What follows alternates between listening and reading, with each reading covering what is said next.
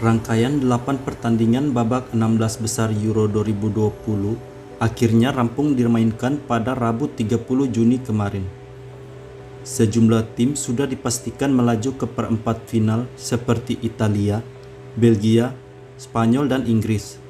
Di babak 16 besar, terdapat momen-momen unik yang terjadi sepanjang pertandingan digelar. Kali ini, staf soccer akan merangkum momen-momen unik yang terjadi sepanjang babak 16 besar digelar.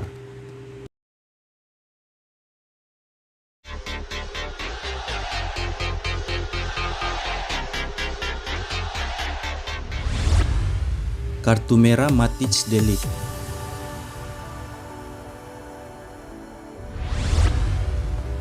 Pada pertandingan babak 16 besar Euro 2020 antara Belanda versus Republik Ceko yang dihelat di Puskás Arena Hungaria, Belanda secara mengejutkan kalah dengan skor 2-0 atas Republik Ceko.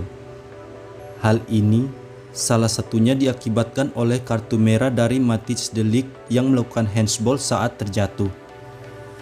Saat itu, De Ligt berusaha menjaga pergerakan striker Republik Ceko Patrik Schick.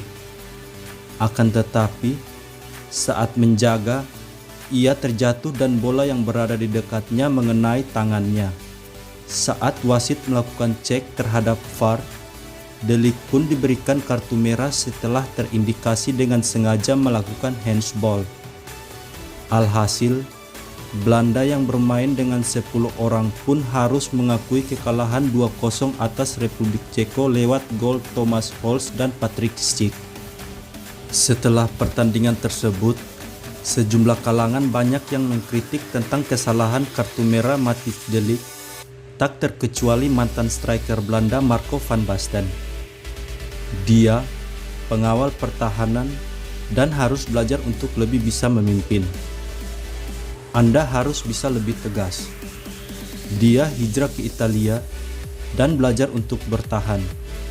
Tapi, saya pikir dia belum memetik banyak pelajaran, kata Van Basten.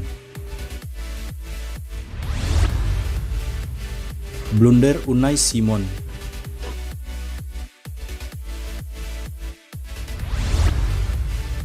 Unai Simon yang merupakan kiper utama timnas Spanyol pada pertandingan melawan Kroasia di babak 16 besar melakukan kesalahan yang sangat fatal, yakni gagal mengontrol bola saat menerima passing dari Pedri. Alhasil, bola tersebut menjadi gol bagi timnas Kroasia. Saat itu, Spanyol yang mendapat tekanan dari timnas Kroasia bermain 1-2 sentuhan. Karena ditekan, Pedri pun akhirnya melakukan passing kepada Unai Simon. Unai Simon yang mendapatkan back pass saat itu ingin melakukan kontrol bola. Akan tetapi, bola tersebut melewatinya dan mengarah ke gawang dan menjadi gol. Pertandingan itu sejatinya dimenangkan oleh Spanyol dengan skor akhir 5-3 pada babak tambahan. Setelah waktu normal kedua tim bermain imbang dengan skor 3-3. Blunder ini bukan merupakan blunder pertama baginya, sebab Unai Simon ternyata punya catatan negatif soal blunder. Opta mencatat, Simon telah membuat total 6 blunder berujung kebobolan untuk Atletico Bilbao di La Liga 2020-2021 kemarin. 6 blunder ini adalah catatan terbanyak oleh seorang kiper di antara 5 liga top Eropa musim lalu. Blunder Simon kala itu sempat memicu reaksi keras dari fans Spanyol, sebab Spanyol masih mempunyai kiper cadangan seperti David De Gea di bangku cadangan.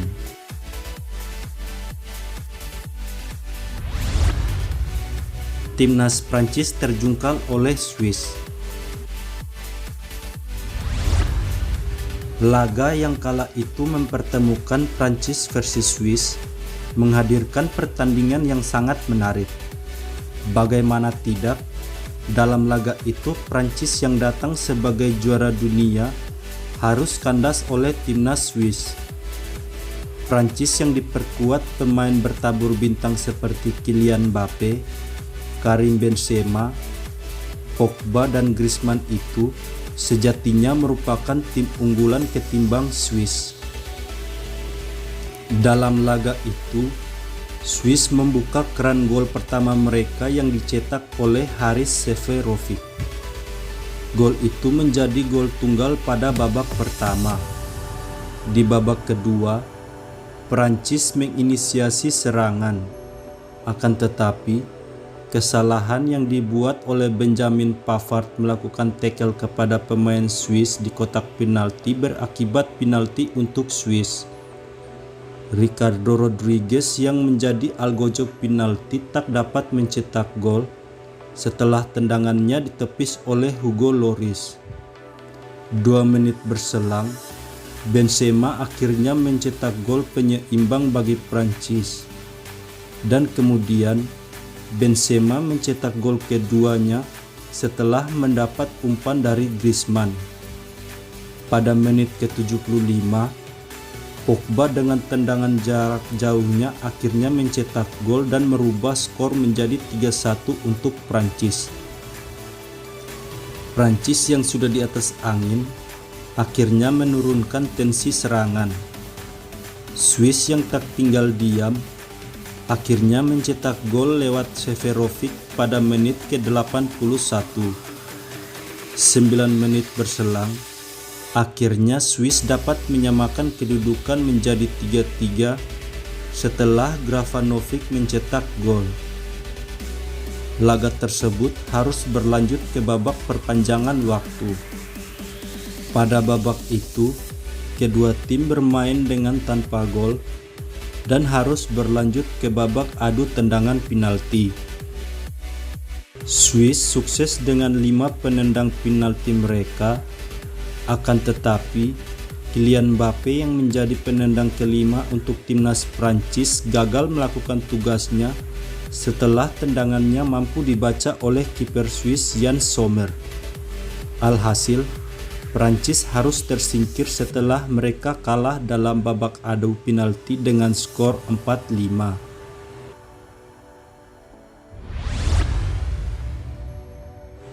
Penebusan dosa Southgate.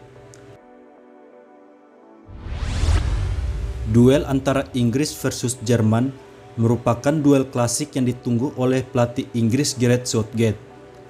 Southgate merupakan mantan pemain timnas Inggris pada Euro tahun 1996 silam. Kala itu, Inggris yang menjadi tuan rumah bertemu Jerman pada babak semifinal di Stadion Wembley. Inggris harus mengakui kemenangan Jerman lewat babak adu penalti setelah Southgate yang menjadi penendang kelima bagi timnas Inggris gagal dalam mengeksekusi tendangan tersebut. Momen itu menjadi momen yang tak bisa dilupakan oleh pelatih Inggris tersebut. Selang 25 tahun, tepatnya di edisi Euro kali ini, Inggris akhirnya kembali bertemu dengan Jerman pada babak 16 besar. Bertanding di Stadion Wembley yang sejatinya markas bagi timnas Inggris, Inggris berhasil memenangkan pertandingan dengan skor 2-0 lewat gol Raheem Sterling dan Harry Kane. Dengan kemenangan ini, Southgate berhasil menebus dosa setelah kekalahan memalukan saat Euro 1996 yang lalu. Setelah laga tersebut, Southgate akhirnya angkat bicara soal kekalahan di Euro 1996.